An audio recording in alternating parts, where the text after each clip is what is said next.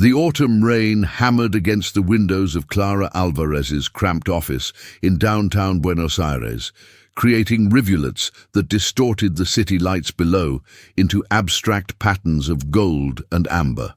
She sat hunched over her laptop, the blue glow illuminating her tired features as she scrolled through archived newspaper clippings from 2018.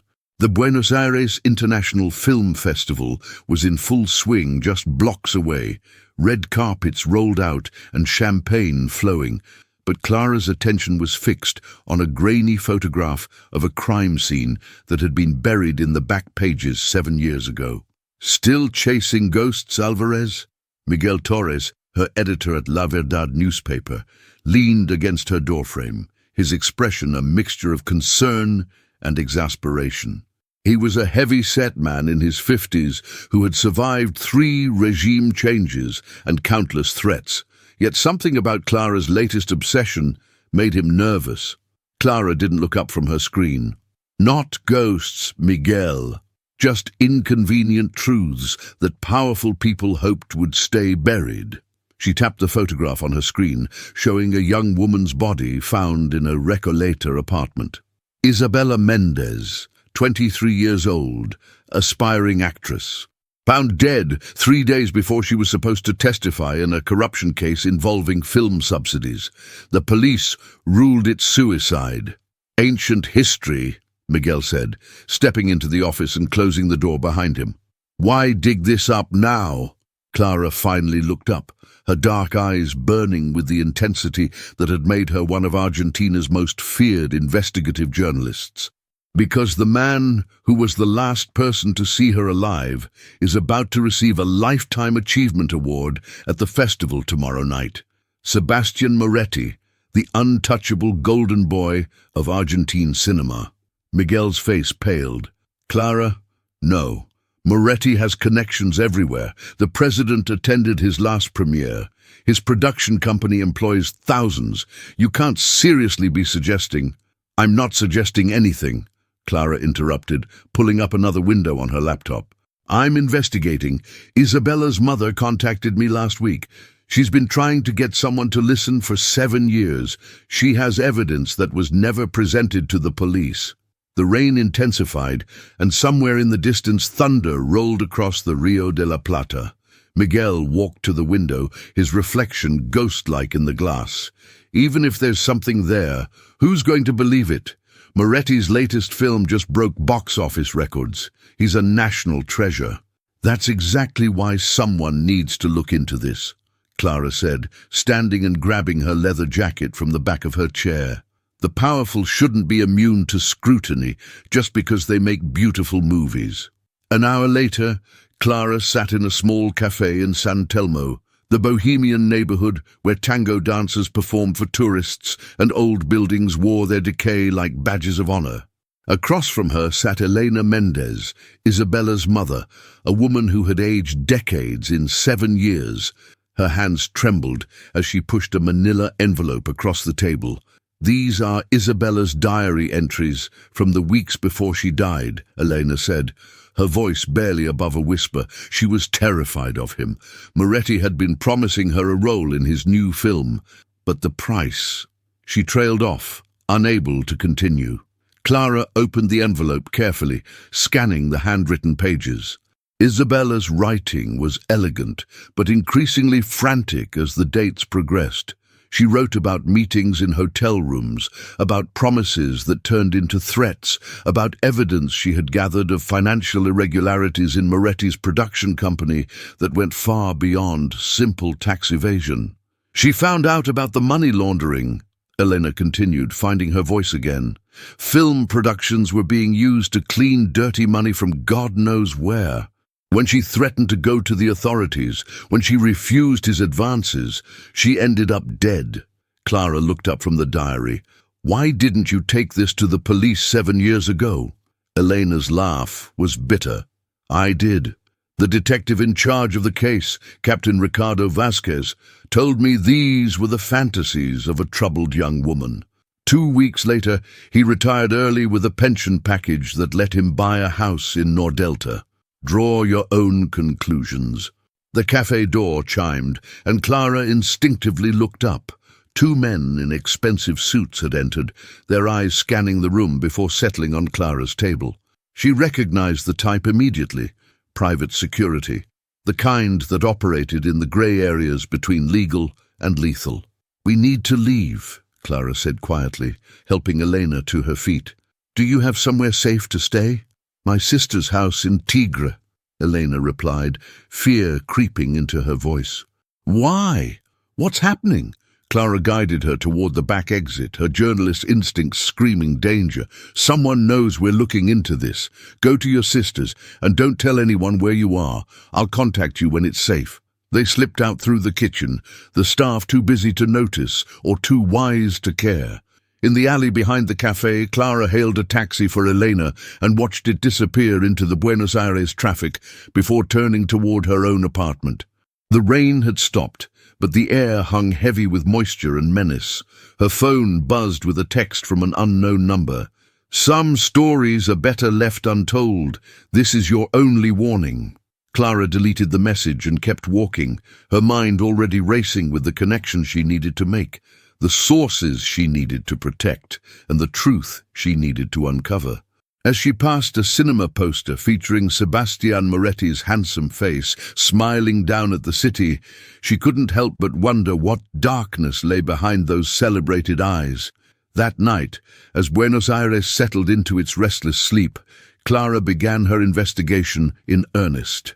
She pulled financial records, interviewed former employees of Moretti's production company under promise of anonymity, and slowly began to piece together a pattern of abuse and corruption that went far deeper than one suspicious death. The film industry, she discovered, was a perfect cover for moving large sums of money, and Moretti wasn't just a beneficiary, he was an architect of the system. By dawn, Clara had enough preliminary evidence to know she was onto something explosive. But she also knew that in Argentina, evidence alone wasn't enough. She needed someone on the inside, someone who could corroborate Isabella's story and survive long enough to testify. As the first light of morning painted the city in shades of pink and gold, Clara made a decision that would change everything. She would attend the film festival's gala that night, where Moretti would receive his award.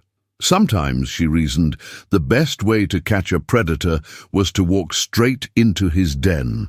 The Alvia Palace Hotel stood like a European monarch in the heart of Recoleta, its Belle Époque facade gleaming under the spotlight array set up for the festival's main event.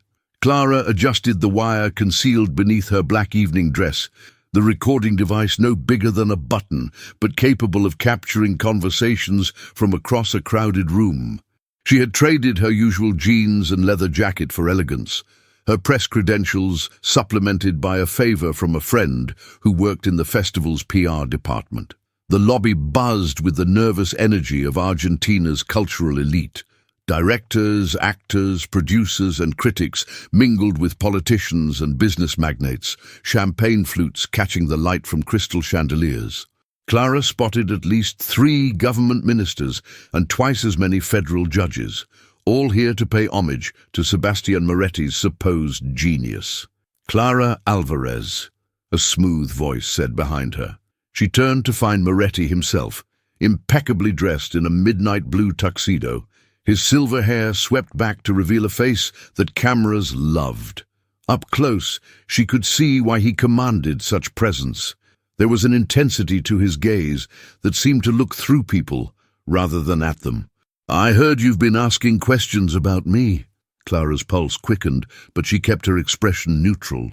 "I'm a journalist, Mr. Moretti. Asking questions is what I do." "Indeed," he said, taking 2 champagne glasses from a passing waiter and offering her one. "But some questions are more dangerous than others. Walk with me?" It wasn't really a request. Moretti's hand was already at her elbow, guiding her toward the hotel's marble terrace overlooking the gardens.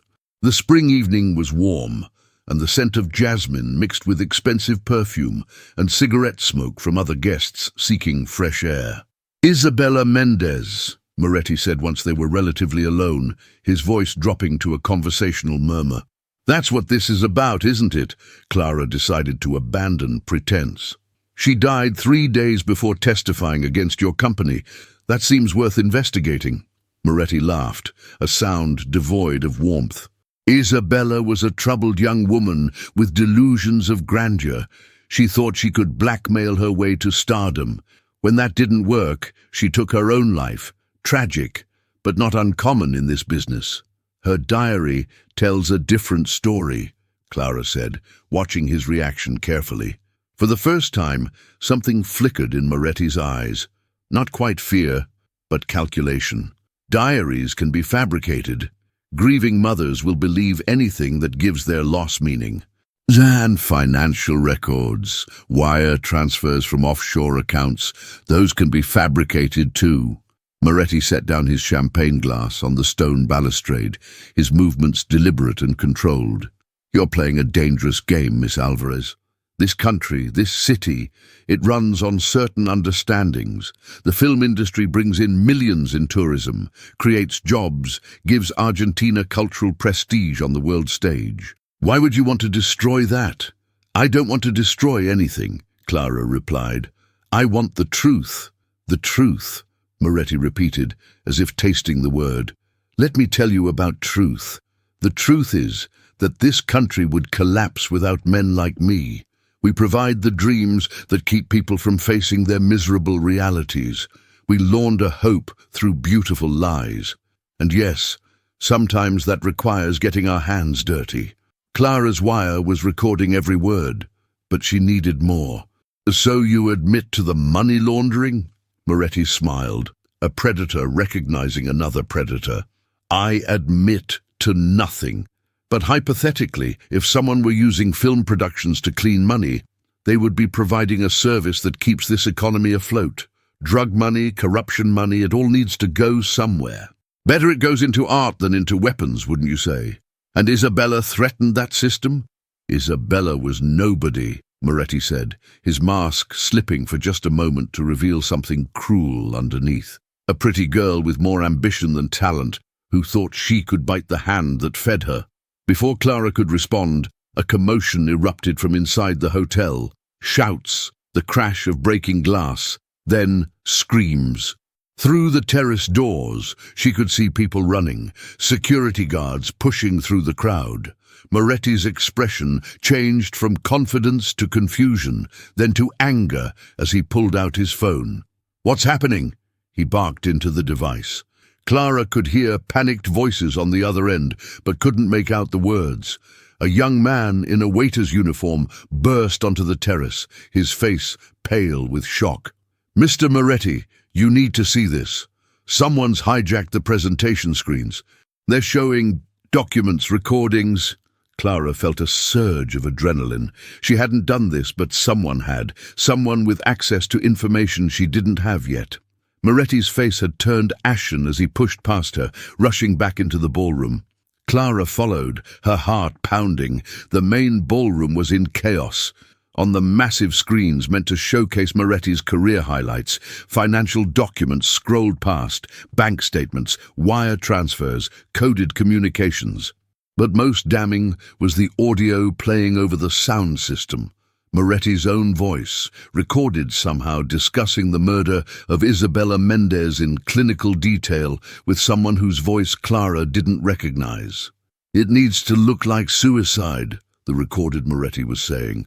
"Make sure there's a note, something about the pressure, the disappointment. People will believe it. They always do when it's a young actress." The crowd stood frozen, horrified fascination replacing celebration. Camera phones were out, recording everything. Government officials were already fleeing, not wanting to be associated with the unfolding scandal. Moretti stood in the center of it all, his carefully constructed world collapsing in real time. Then the lights went out. In the darkness, Clara heard struggling, shouting, the sound of bodies colliding. Emergency lighting flickered on after a few seconds, casting everything in a sickly green glow. Moretti was on the ground, blood pooling beneath his head.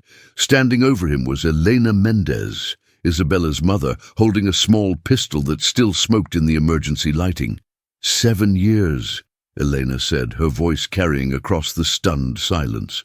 7 years I waited for justice, But there is no justice in Argentina, only revenge. Police sirens were already approaching, the sound growing louder by the second. Clara stood frozen, her wire still recording, as she watched Elena drop the gun and sink to her knees beside Moretti's motionless body. The story she had been chasing had just become something else entirely. Not just an investigation into a cold case, but a witness account of vigilante justice born from a system that had failed its most vulnerable citizens. The federal courthouse in Comodoro Pi was a fortress of concrete and glass that had seen more corruption trials than any building in South America. 3 weeks after the shooting at the Alvia Palace, Clara sat in a witness preparation room, reviewing her testimony for the 100th time. The man across from her, federal prosecutor Diego Santoro, looked exhausted. He had been working 18-hour days since Moretti's death had blown open what the press was calling the largest money laundering operation in Argentine history. "Your recording from that night is crucial," Santoro said, sliding a transcript across the table. "But we need more. Moretti is dead, but his network is very much alive. They're already working to discredit you, to paint Elena Mendez as a deranged woman and you as an opportunist who enabled her." Clara had expected this. In the weeks since the shooting, she had received death threats, bribe offers, and had her apartment ransacked twice. She was living in a safe house now, her life reduced to legal documents and protected movements. "What about the person who hijacked the screens? Have you identified them?" Santoro shook his head. "Whoever it was knew exactly what they were doing. They had access to recordings and documents we didn't even know existed. My guess? Someone from inside Moretti's organization who wanted out but needed him neutralized first." Clara thought about this. The timing had been too perfect, the execution too precise. What if it wasn't about wanting out? What if it was about taking over?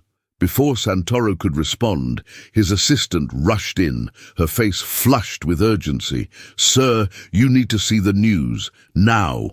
They turned on the television to find a press conference already in progress. At the podium stood Victoria Moretti, Sebastian's widow, a woman who had remained silent since her husband's death. She was composed, elegant in her mourning black, but her eyes held a steel that Clara recognized immediately. "My husband was many things," Victoria was saying, "but he was not the monster the media has painted him to be. Yes, he was involved in financial irregularities. Yes, he made moral compromises. But he was also a victim of a system that forced artists to become criminals to survive. Today, I am announcing that I will be testifying before the federal prosecutors, not to defend my husband's actions, but to expose the entire network that corrupted our film industry." Santoro muted the television, his expression grim. "This changes everything. If Victoria Moretti has evidence about the broader network, it's a trap," Clara said instinctively. "She's not turning witness, she's taking control. Think about it. With Sebastian dead, someone needs to run the operation. Who better than his widow, playing the grieving victim while consolidating power?" But even as she said it, Clara wondered if she was becoming paranoid. The weeks of isolation and threat had taken their toll. She found herself questioning everyone's motives, seeing conspiracies in every shadow. Her phone, one of several burners Santoro's team had provided, buzzed with a message from an unknown number. "The real story isn't what Moretti did. It's what's coming next. Meet me at Cafe Tortoni tomorrow noon. Come alone. A friend of Isabella." Clara showed the message to Santoro, who immediately shook his head. "Absolutely not. It's too dangerous." "Everything about this is dangerous," Clara countered. "But if someone has information about Isabella that we don't know yet..." That night, Clara lay awake in the safe house, listening to the sounds of Buenos Aires through bulletproof windows. The city never slept, and neither, it seemed, could she. Her investigation had started with a simple question about a 7-year-old death, but it had uncovered something that threatened to topple some of Argentina's most powerful institutions. The film industry was just the tip of the iceberg. The money being laundered came from drug cartels, corrupt politicians, and worse. The next morning, against Santoro's explicit orders, Clara slipped out of the safe house. She had covered enough stories to know how to evade surveillance, using the subway system and multiple taxi changes to make her way to Café Tortoni. The historic cafe was busy with tourists and locals alike, the Art Nouveau interior providing countless corners and shadows where conversations could disappear. She recognized him immediately, though he had aged considerably. Carlos Medina had been Sebastian Moretti's business partner before a very public falling out 5 years ago. He sat in a back booth, nervously stirring a cortado that had long gone cold. "You came," he said as Clara sat down. "I wasn't sure you would." "You knew Isabella?" Carlos nodded, his hands trembling slightly. "She came to me first, before she went to the police.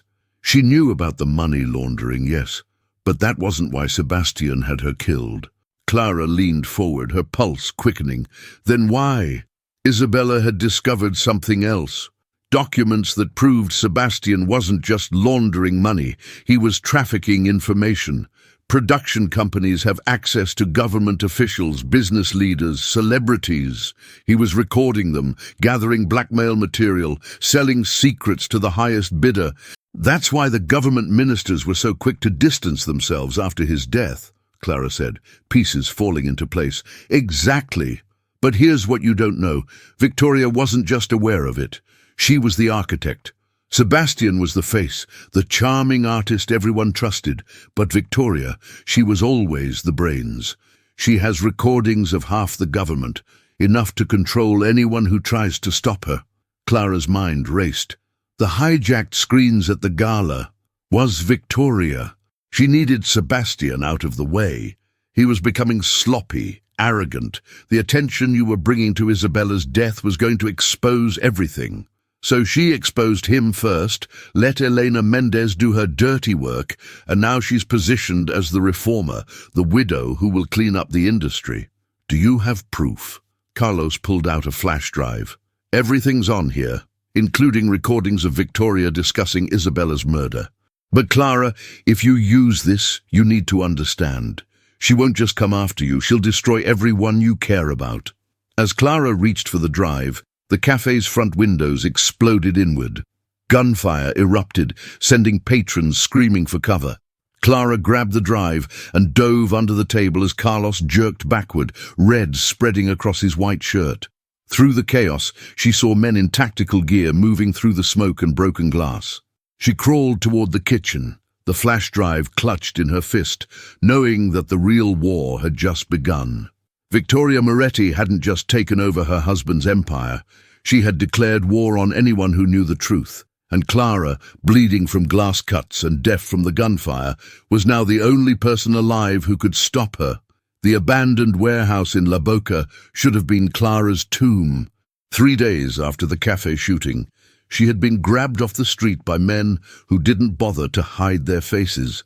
They didn't expect her to survive long enough to identify them. Now she sat tied to a chair in a circle of harsh fluorescent light, dried blood crusting her split lip, facing Victoria Moretti across a metal table that held a single item, a loaded pistol. "You're remarkably persistent," Victoria said, her voice carrying the cultured tones of someone educated in Europe's finest schools. She wore a simple black dress that probably cost more than most Argentines made in a year, her dark hair pulled back to reveal a face that was beautiful in the way a blade is beautiful, sharp, cold, purposeful. "Even after Carlos, even after everything, you kept copies of that drive. You kept pushing." Clara tested her bonds again, knowing it was useless but needing to do something. "The truth has a way of surviving, no matter how many people you kill." Victoria laughed, a sound like crystal breaking. "The truth? Oh, Clara, you still don't understand. There is no truth in Argentina, only competing narratives, and I'm about to write the final chapter of yours." "The prosecutors have everything," Clara said, though her voice cracked with thirst and exhaustion. "The recordings, the financial documents, even if you kill me, it's over." "Is it?" Victoria stood, began pacing around Clara's chair like a predator circling prey. Prosecutor Santoro is dead. Apparent heart attack this morning, though the poison won't show up in any autopsy. Your safe house burned down an hour ago. A gas leak, they're saying. Your editor, Miguel Torres, has decided to take early retirement after his grandson was nearly hit by a car yesterday. A terrible near accident that could still become quite real. Clara's heart sank. She had led them all to slaughter, chasing a story that was bigger than any of them had imagined. The federal investigation will conclude that Sebastian Moretti acted alone, a rogue filmmaker who betrayed his country's trust. I, the grieving widow who bravely exposed his crimes, will be asked to help reform the industry. The president himself will appoint me to the new Cinema Ethics Committee. Ironic, isn't it? Through her despair, Clara noticed something, a slight tremor in Victoria's hand, a tightness around her eyes. The woman was afraid of something. "You're scared," Clara said. "All this power, all this control, and you're terrified." Victoria stopped pacing. "Of you, hardly. Not of me. Of them. The cartels, the intelligence services, whoever's really behind all this. You're not the chess player, Victoria. You're just another piece on the board. And you know it." For the first time, Victoria's composure cracked. She grabbed the pistol from the table, pressed it against Clara's temple. "Shut up. That's why you needed Sebastian dead," Clara continued, feeling the cold metal against her skin, but unable to stop. "He was going to make a deal, turn state's evidence, not because he grew a conscience, but because he discovered you were planning to sell him out first. This whole thing, Isabella's murder, the money laundering, the blackmail, it was always your operation. He was just your front man." I said, "Shut up." Victoria's hand was shaking now, the gun wavering. "Isabella found out, didn't she? Not about the money, but about you. She discovered that the woman everyone saw as the supportive wife was actually the spider at the center of the web. That's why she had to die." Victoria pulled the trigger. The click of an empty chamber echoed in the warehouse. Clara's heart stopped, then resumed its frantic beating as Victoria laughed, stepping back. "You think I'd make it that easy? No, Clara. You're going to disappear, but slowly. First, your reputation will be destroyed. Stories will emerge about your instability, your fabrications, your obsession that drove you to fake evidence. Then you'll vanish, another casualty of Buenos Aires' dangerous streets. But people will remember you as the journalist who lied, who created a conspiracy where none existed." "Except one problem," Clara said, finding strength in desperation. "I sent everything to someone you can't touch, someone outside Argentina, outside your reach." Victoria froze. "You're bluffing. The International Consortium of Investigative Journalists. They've had everything for 48 hours. If I don't check in every 12 hours, they release it all. Not just to Argentine media, but globally. The Guardian, the New York Times, Le Monde. Your face on every front page, your voice on every news channel." It was a lie, but Clara sold it with every ounce of conviction she had left. Victoria studied her face, searching for the tell that would reveal the deception. Long seconds passed, the warehouse silent except for the distant sound of tango music from a nearby milonga. Finally, Victoria set down the gun. "Then we're at an impasse. I can't kill you without triggering the release. You can't expose me without signing your own death warrant. Unless," Clara said, playing her last card, "we make a deal." Victoria's eyebrows rose. "You're negotiating. You're tied to a chair in a warehouse in La Boca, and you're negotiating? You let me go. I leave Argentina, never come back. The information stays buried. You get your committee position, your reformed reputation. But Elena Mendez gets clemency. She's a mother who lost her daughter and snapped. She doesn't deserve to die in prison." Victoria considered this. "And what guarantee do I have that you'll keep your word?" "The same guarantee I have that you'll keep yours. Mutually assured destruction." Before Victoria could respond, the warehouse doors burst open. Federal agents poured in, weapons drawn, shouting commands. But these weren't Santoro's people. Clara recognized the woman leading them.